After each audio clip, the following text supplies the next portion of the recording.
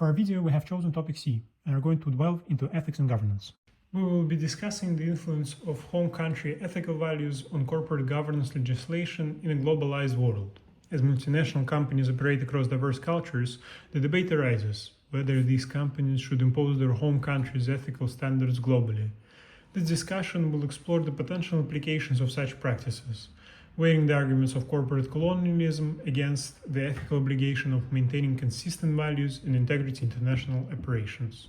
When companies impose their own ethics abroad, they often assume their values to be better or somehow superior. That's when ethical ambition turns into corporate colonialism. What's considered a good or moral act in one country can have completely different effects elsewhere. We tend to see only one side of the image, which is our own, while overlooking how these actions might disturb local traditions, economies, or cultures, which are hard to meticulously understand in full. A clear example is Tom's Shoes. Their one-for-one campaign promised to donate a pair of shoes for every pair sold. It sounded noble, a simple way to help people in need. But in Haiti, those free shoes flooded the local market, which drove local shoemakers out of business and created long-term dependency on foreign aid. What was seen as an ethical generosity in one culture turned into economic harm in another. The companies have no ethical obligation to bring their home laws globally. During our discussions as a group, we often arrived at the conclusion that the responsibility generally falls to the host country rather than the company itself.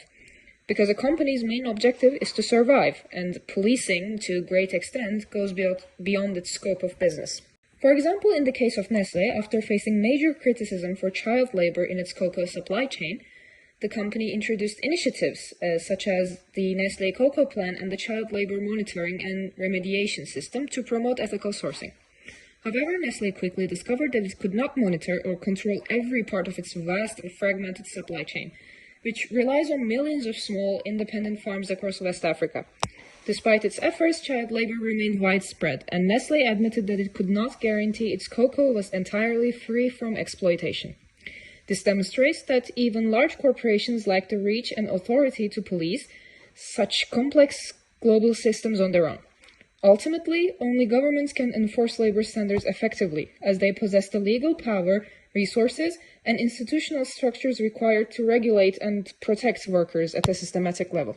Still, a line should be drawn between not imposing your values and taking advantage of poor governance. An action being legal does not make it ethical, and being ethical does not foretell bad business.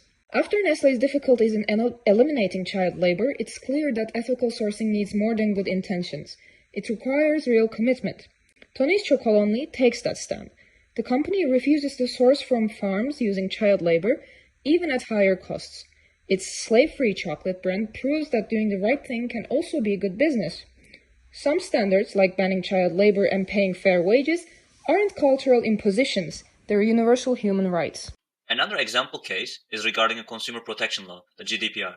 The EU's data protection rules inspired higher privacy standards worldwide. In this case, we came to the conclusion that it would be exploiting the host country's laws if a company from the EU outsourced a worker from a non-EU country without proper data protection, which is provided to its workers at home. Thus, it would be considered an ethical obligation to extend its home EU laws to non-EU workers in this case. So, to wrap it up, ethical values are bound to clash in a global context. What's ethical in one country can seem invasive or naive in another. And as seen from the examples like Nestle or Tom's Shoes, the clear answer to our question really boils down to it depends, depending on the perspective. From a corporate perspective, companies need consistency, some trust in the brand, and usually about profit. From a government perspective, foreign firms shouldn't override local sovereignty. And from a worker's perspective, global ethical standards can protect people from exploitation. Ultimately, there's a big difference between letting ethics guide corporate governance and feeling obligated to impose home laws abroad. The best approach? Be ethical where it counts. Protect the people and avoid harm, but stay humble about a local context. Because at the end of the day, being ethical isn't about forcing values. It's about doing business responsibly everywhere you go. Thank you.